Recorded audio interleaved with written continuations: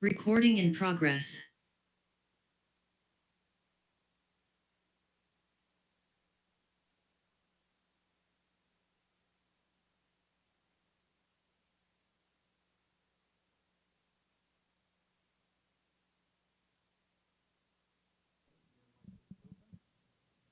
Good afternoon and welcome to James Franklin's weekly press conference. We will start with an opening statement from Coach, and then our first question will go to Greg Pickle. Coach?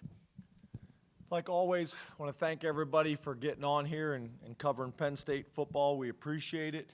I guess just a couple things before I get into reviewing our past game briefly.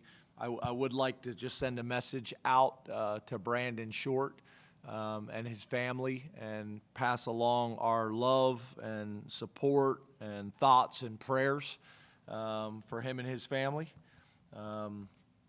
Getting into the summary of our last game against Ball State, I guess the things that really kind of jump out from a positive is the offensive ball security and defensive turnovers have been big so far this year. We want that to continue. We won the field position battle. We won the explosive play battle. And there was great examples of defensive pursuit. And I'm a big believer, and if you want to play great defense, that's a critical ingredient. And we're doing that at a pretty high level right now. Opportunities for growth, we lost the penalty battle. Specifically, we got to eliminate the pre- and post-snap penalties. We got to see what we're hitting consistently, keep our head up and see what we're hitting to keep our guys safe and healthy and keep the people we're hitting safe and healthy as well. And I think we got to do a little bit more, we got to do a little better job and more consistent job of protecting our quarterback. Too many hits on our quarterback. So that's kind of where we are with that. When you kind of talk about specific to Auburn and getting into these guys, obviously we're excited about the opportunity. Got a lot of respect for Auburn University, history, traditions. It's a pretty cool place, and obviously I got some familiarity with them as well from my time in that conference. I've known Coach Harsin for a number of years. Got a lot of respect for him and what he's been able to do in his career. You're talking about 16 returning starters on this club. Talented club, kind of what you expect to see when you turn on an SEC football team. Mike Bobo, I've known for a long time. Got a lot of respect for Mike as a coach and as a man. Does a really good job. Some of their personnel that jumps out to us is the running back Tank Bigsby, explosive and fast, makes a bunch of plays for them. Jarquez Hunter, another running back, then wide receiver Shedrick Jackson. And then obviously their quarterback, Bo Nix, does a lot of things well. He's athletic. He can extend plays. He's accurate. I've been impressed with him. And then on defense, obviously you guys know I have some history with Derek Mason. Derek was one of the most respected defensive coordinators in all of college football.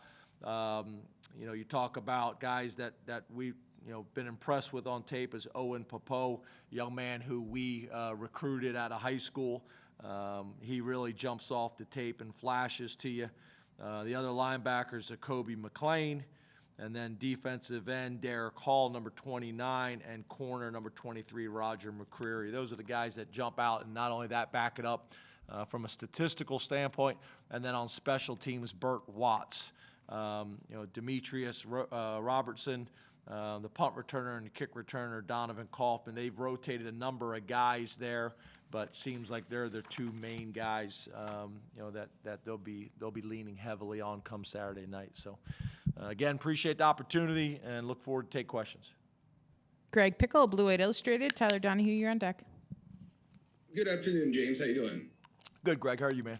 I'm doing well, thank you. How did it go last week getting recruits back in the stadium for the first time since 2019, and how important will it be this week to have a bunch of guys in town and be able to showcase a lot of the stuff you didn't get to last year?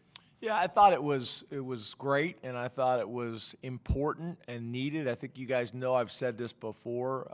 This is a special place, but it is something that you have to come and see for yourself. I think that's a really important piece to all this.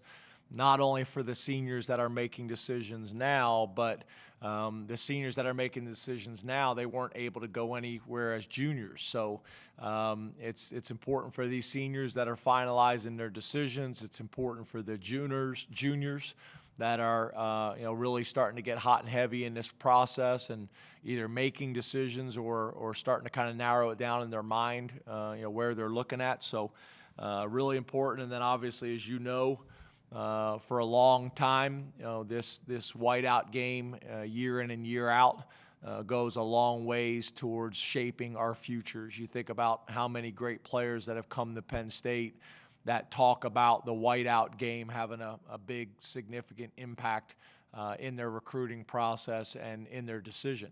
So, getting as many of the top players nationally here as possible, as well as getting some of the getting all of the regional players here on campus, we think is really important. Tyler Donahue, Lions 247, and then we'll go to Audrey Snyder. Hey, James, good afternoon. Hey, Tyler, how are you? Doing well. Eric Wilson, can you give us a little bit of a progress report on him through 2 games? Played a lot as a first-teamer for you last week, and Juice Scruggs after the game noted that he's had some pretty significant physical changes since he enrolled in May. Can you give us some details there at all? Could you elaborate a little bit more on what you're talking about? Yeah. So Juice said that Eric Wilson has shed some significant weight since he arrived. He didn't want to give me anything too firm there, but it was something I had not yet heard. Yeah, I'm not sure about that. There's been other guys that has jumped out kind of dramatically. I'm not sure about what Juice specifically is referencing. It's a little bit like with my wife. I'm not going to necessarily talk about things that I shouldn't be talking about. But Eric has done a nice job. He really has. He is big. He is strong. He's physical. You're talking about 6'4", 307-pound guy. I think he probably came in a little bit heavier than that when he first got here. But once he's kind of adjusted to our program and the amount of conditioning and lifting that we do in season, I think he's in a really good place right now. Obviously he played rotation. He rotated in the first game. And then played, I think, the majority of the second half, and then last week played a much bigger role. Right now we have him as our starting left guard, but we also think we'll rotate some other guys in there, and I think he's playing well and getting comfortable and getting adjusted to the speed, to the size of the game at this level, and we've been impressed with him. He's also a guy, as you can imagine, he learns well, he picks up things quickly. I think he's just going to continue to get better week in and week out. Audrey Snyder, The Athletic, and then Rich Scarcella. Hey, James, how you doing? Good, Audrey. How are you? I'm doing well, thank you. 2 quick ones, if I may. First, obviously, USC came open. Your name's been mentioned among candidates. I don't want to take away, your focus from this, but just wanted to ask if you have any thoughts on that. And then second, I have a recruiting question for you. Well, I'll let you ask the second question because you only get one question. I'm going to choose which one I want to answer. Okay, well, maybe somebody will follow up for me. No, I'm kidding. Oh, okay. As you guys know, I can't stand any form of distraction. So I'll discuss this today with the Leadership Council so that we can make sure that all of our energy is on our preparation for Auburn, and that's how we'll handle it. I'm gonna talk to the Leadership Council today about it. Awesome. And my recruiting question, you guys had a chance to get Kenny back here within the past year. How important was that for you guys, bringing in somebody that you had and then were able to get back? Yeah, Kenny's been a big part of our program for a long time, and we lost him for a couple of years, and had an opportunity to bring him back, and I think a couple things. I think it was important for us to bring somebody back that kind of understands our culture and how we do things. But I also think it was probably important for Kenny to leave and go experience some different things. And, I think Kenny loved his time here and appreciated his time here. But I also think as he has, gotten older personally and professionally, so maybe things that he values, maybe became magnified in his life, and it just was a win-win. We were able to get a guy back that I got a ton of respect for, that I think is extremely valuable and does a great job for us. and make sense in this region. But I also, I think Kenny's come back and really appreciates how we operate and how we go about our business. I think it's been a win for both. I hope Kenny feels the same way. I think he does. We're happy to have him. Hope he stays for a long time with us. Rich Scarcella, Reading Eagle, and then Donnie Collins. Good afternoon, James. How are you? Hey, Rich, how are you? I was going to ask before you started talking if Chris Peterson's got a question policy. You're allowed to ask 3 questions, 2 questions. I'll make sure we're all on the same page. Just one? Thank you. Thanks, Rich. All right. When you made the change at coordinator, you mentioned wanting the offense to be more explosive as one of the reasons for the change. Where do you think you are at this point, and how much room do you have to grow? Yeah, I don't think I'm ever going to be satisfied with where we're at on offense, defense, and special teams. I think we're always going to be striving for more. But I think we've shown flashes. I think we can be more consistent there. I think we can be more explosive. There's also some plays that we've missed. Whether it's missed a read or overthrew a ball a little bit or maybe a different call. It's a combination of factors. It's execution. It's all of it. But I think for kind of where we're at in the season, if we just continue to get better and continue to take strides in really every area, running the ball, protection. Explosive plays. I think we'll like where we're at. We're going to have to do that on Saturday. But I think we're making progress. But I think there's signs there. There's some signs of some really big plays that we've made. There's some signs of plays that we should have made that we got to execute.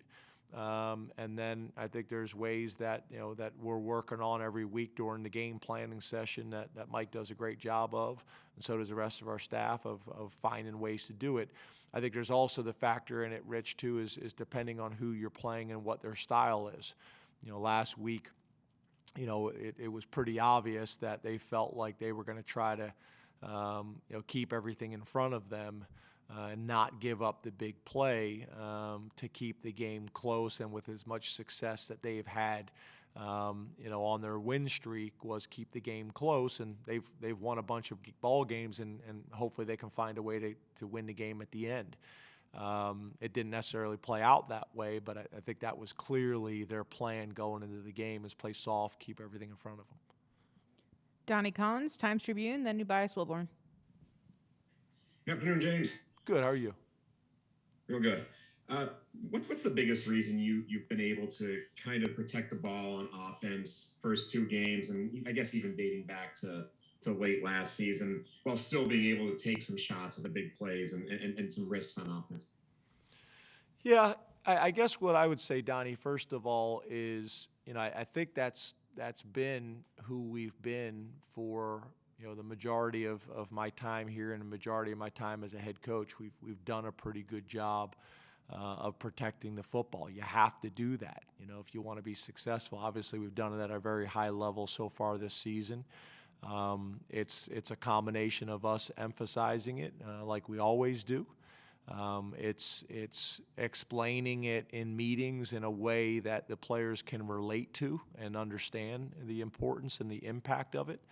And at the end of the day, it's about the players going out and executing the plan and also executing the fundamentals that are coached on a consistent basis. So we got to keep it up. We got to do a great job of that today. That'll be a major emphasis in today's practice.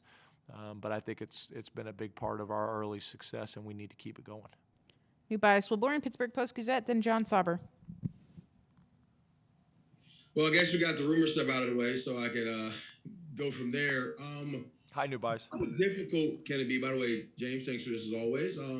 How difficult can it be facing someone that you have such close familiarity with when it comes to Derek Mason now as defensive coordinator, being somebody you worked with for years? Well, I've never worked with Derek, but I know Derek. I know Derek obviously very well. Not only personally but also professionally. I think probably the biggest challenge for us, with these guys is the way their first 2 games have played out, and the type of people they have played. It makes it a little bit challenging on tape, to evaluate the tape. And again, with a new head coach and new coordinators, are we watching Boise State film? Are we watching Vanderbilt film? Are we watching Georgia film, Colorado State film, South Carolina film? What do you watch to get enough examples of formations, of situational football and scenarios that you want to get covered? You just don't have a whole lot to work with. When you get into a game and it's a blowout early on, those late game reps are not as important in your breakdown, because I don't know if they are as realistic of information as you would get under a different scenario. So that's probably the biggest challenge. I wouldn't say it's necessarily the familiarity with me and Derek. John Suber, Center Daily Times, then Elton Hayes.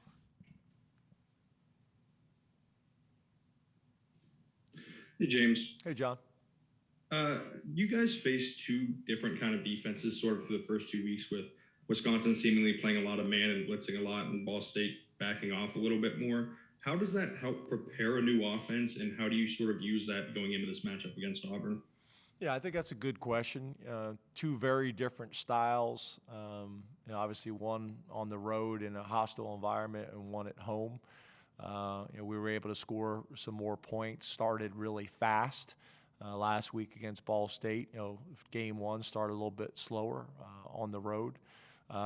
So what you'd like to do is kind of a marriage of the 2, right? You'd like to gain both of those experiences and be able to learn from them and grow from them and evolve and start to kind of formulate your identity, and Mike getting a good feel for what we do well on offense and specifically what Sean does well. Sean getting a feel for Mike and how Mike calls the game and how he wants to attack the defense, kind of the rhythm of how we go about things. It's me and Mike working together in our communication on the headsets, in between plays, in between series.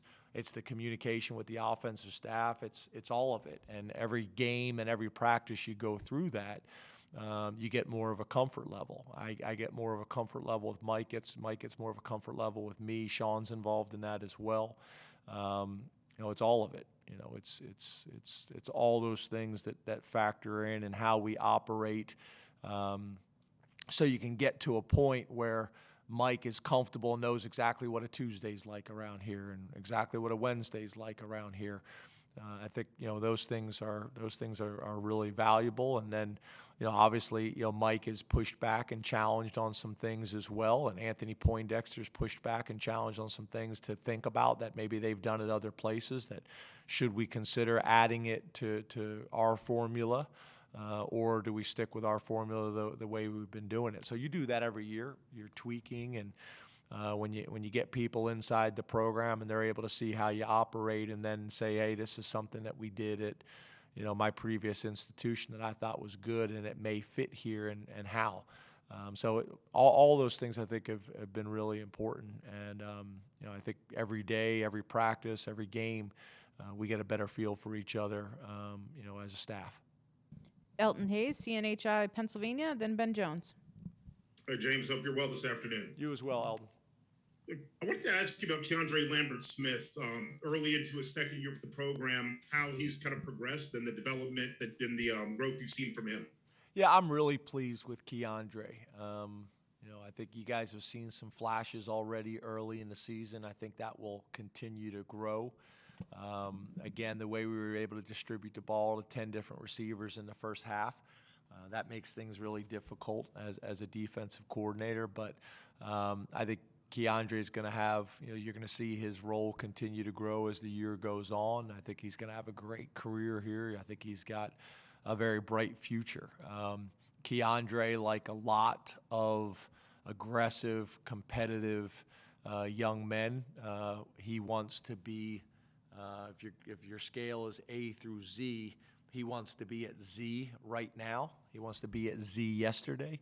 And it doesn't necessarily work like that. The most important thing for me and what I want him to recognize is how much progress he's already made and how much he's developing weekly, and building confidence in himself and earning trust of his teammates and his coaches.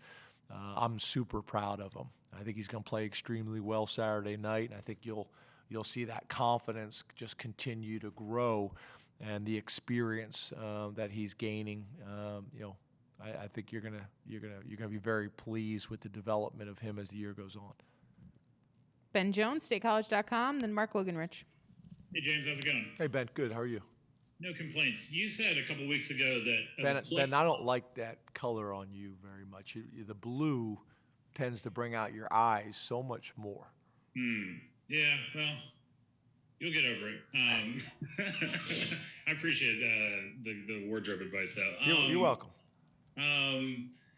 You mentioned as a play caller that there's 4 to 6 plays a game that can differentiate a guy, and that Mike had statistically done a good job of that over the course of his career.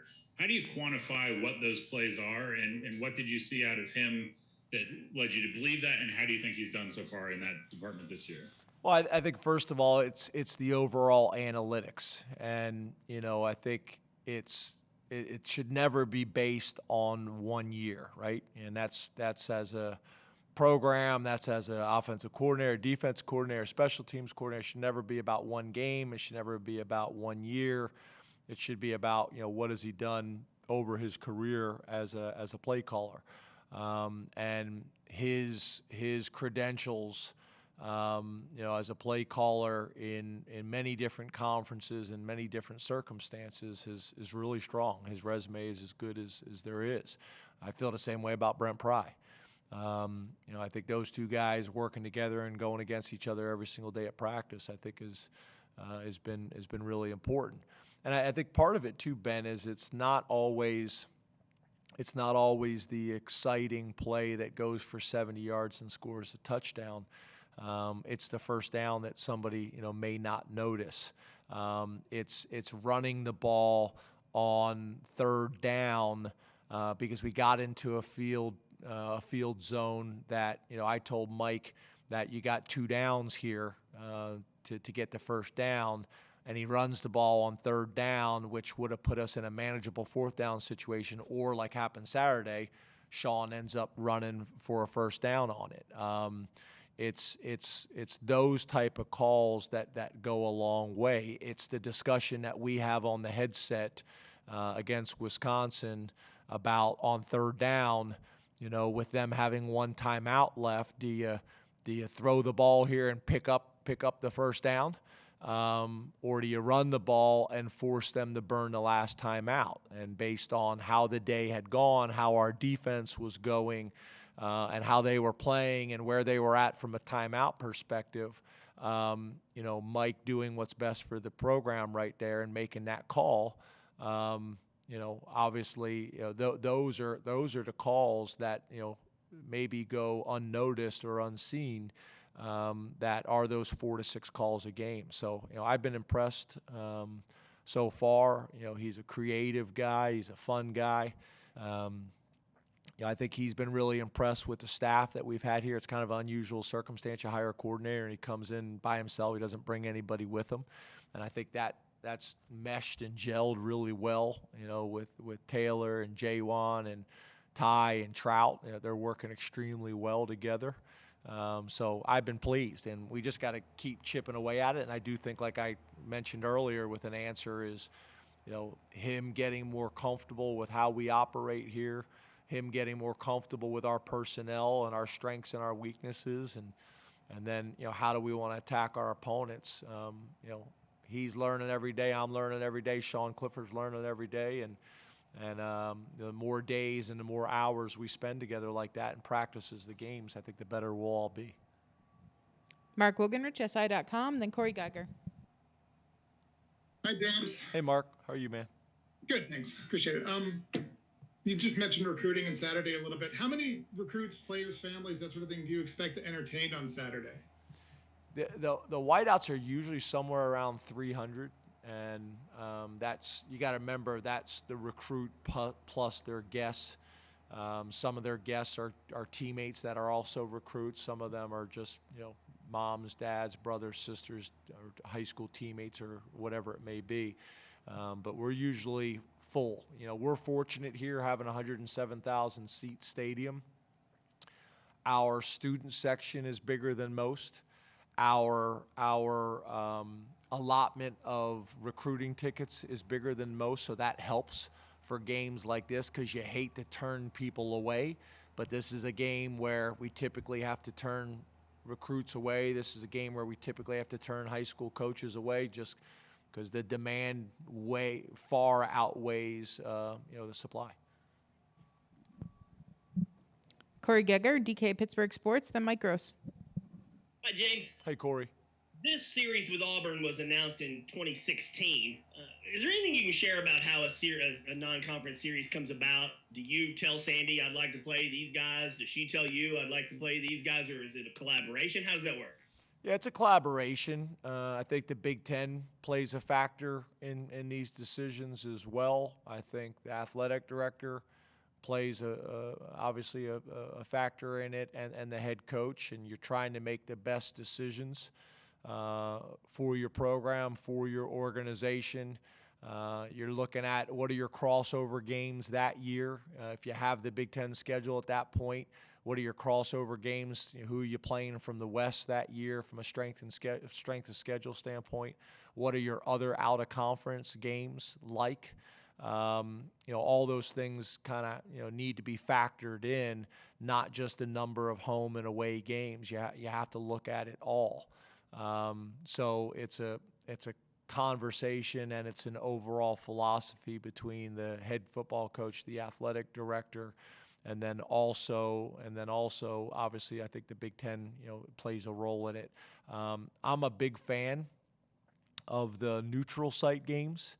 I think those are things that make a lot of sense when you can play a neutral site game rather than committing to a 2-game series, playing a neutral site game where you have an opportunity for both teams to treat it in some ways like a home contest in terms of the gate, and those types of things. And then it allows you maybe to get into a region of the country where your fan base may enjoy it as well and see a different venue. So I think that's something to consider moving forward as well. Mike Gross, LNP News, and then Joe Giuliano. Good afternoon, James. How are you? Good, Mike. How are you, buddy? I'm good, thanks. You talk a lot about being able to run the ball when everybody in the stadium knows that you're going to run it. It seemed like that was a thing that you worked on a lot in the second half last week after you got a lead. I don't know, maybe you don't agree with that, but how do you feel like you did in that regard? And what are the sort of things that you look at to gauge how well you did in that regard?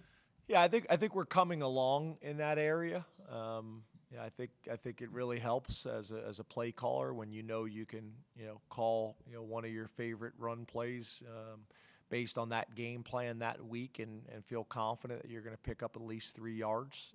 There's a lot of value in that. I think we're making strides there. I think it's also obviously whether it's short yardage situations, being able to kind of dictate your will on your opponent, whether it's short yardage, whether it's 4-minute, whether it's low red zone. Those things are extremely valuable, especially in the low red zone, because your playbook shrinks. You just don't have as much field to work with. The high lows are not the same. Down there, the vertical stretches obviously are eliminated down there, so it changes some things. But I think we're making progress, and to me, that's kind of got to be our approach. Is we just got to kind of keep chipping away at all these things. We want to get a little bit better on third down. We want to get a little bit better on first down. We want to get a little bit better in the strike zone or scoring zone, or red zone or low red zone or whatever it may be. Defensively, same type of things. How can we be better on first and second down so we get more third and longs? On special teams, we're doing a great job of punting. I think we're number one in the country in punting, but we want to be number one in the country in net punting. It's all those types of things. And although I think we're doing some really good things on offense, defense, and special teams, there's still a lot of opportunity for growth. And I'm excited for us to take another step with that today in practice, and hopefully we do that each day this week, and that leads to us executing at a higher level on Saturday. Joe Giuliano, Philadelphia Inquirer, then Dave Melandra. Hey, James. Hey, Joe. You mentioned penalties in your opening remarks. You guys have had 13 in 2 games, and 9 of them have been for 10 yards or more. Do you feel that maybe a lack of focus might be one of the reasons? And how do you what steps do you take to reduce the number? Yeah, no, I would not describe it the way you did. Obviously, I think you guys have heard me talk about before about the most important stats in football. We want to be a disciplined football team, and I think we can be a disciplined football team. But I do think there's a couple penalties that we need to get cleaned up, especially the pre-snap and post-snap penalties. They're the ones that I think you can't tolerate as a head coach. There's going to be some penalties that happen throughout a game based on going against really good players. That are going to happen, aggressive penalties, during a game, but you can't tolerate the pre and post snap penalties. So that's really kind of what we're talking about. But no, I think there's a lot of different areas that you would look at our team when you talk about focus and you talk about discipline, and I think I would describe us as that type of team. But this is an area that we can improve. We need to. I don't know if we're gonna eliminate them all, but there's 2 or 3 a game that we need to eliminate that could be significant and could be the difference between extending a drive or not. 2 more questions. We'll go with Dave Melandra, Nittany Lions Wire, and finish off with John Petishnock. Hey, Coach, got a quick one for you. This whiteout game has had an impact for you guys over the years. For those that never experienced a whiteout, can you just talk about the impact that it has on you guys? And also for those fans who are coming to the game for the first time seeing the whiteout, what's your message to them? Well, a couple things. I think first of all, if you're a sports fan, you need to have a whiteout, on your bucket list. It's something that I think everybody should experience. For the fans that are coming for the first time, I hope you enjoy it. I've been doing this for a long time, and at pretty much every major conference, including the NFL, and this is as good as it gets. I think the impact and the electricity that it provides for our town and for our state and for the hotels and restaurants and bars and local economy and for our students and for our campus and community, I think it's special. I really do. When you talk about putting us in position for our future in recruiting and showing student athletes the type of environment that they're going to be able to play in one of the most beautiful settings in college football, when it comes to the town, the campus, and the community. All those things matter. And we're going to need this place rocking. I think one of the things that was great on Saturday is how many of our fans were in the stadium early.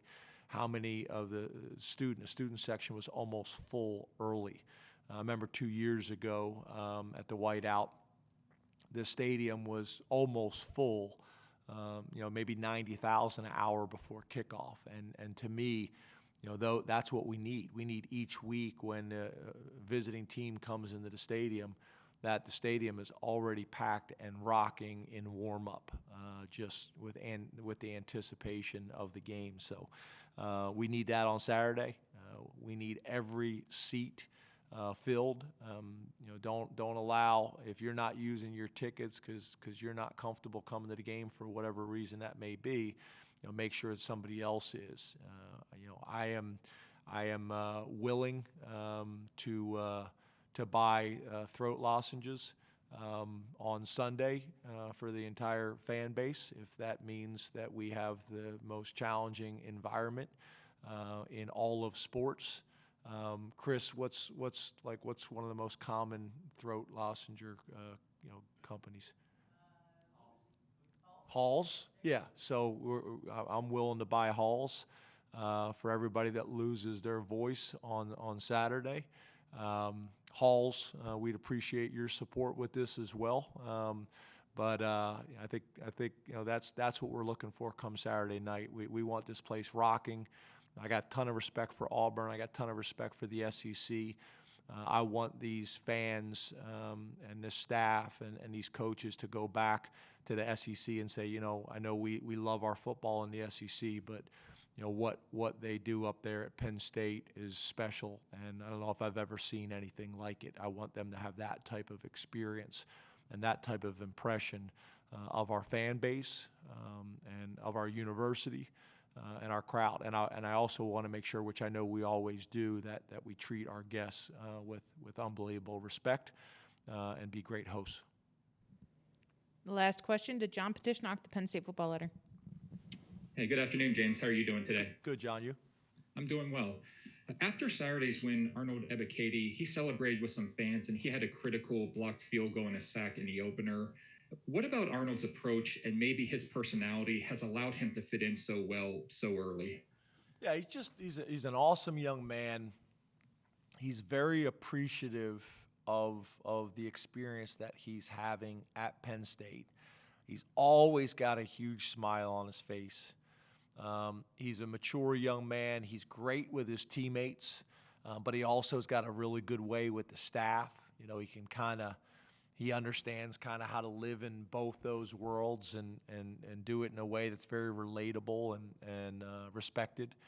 And he's obviously a very, very talented football player that's got a bright future. And he came here as a good football player, but I also think he has really developed in the time that he's been on campus as well, in the weight room, when it comes to body composition and nutrition and how he's practicing and then obviously his playmaking ability on Saturday. I've been really pleased. I think John Scott and Deion Barnes have done a really good job with him as well. He's very coachable. And I know Coach Pry and the defensive staff just have a ton of trust in him and how he plays. So, we love him. He's been a great pickup. He was, we had Victory Monday meal last night at Pollock, and he was there with my wife and kids, laughing and telling stories, and we're very happy to have him. Thank you very much, Coach. Thanks, everybody. Thanks, everybody. Have a great day.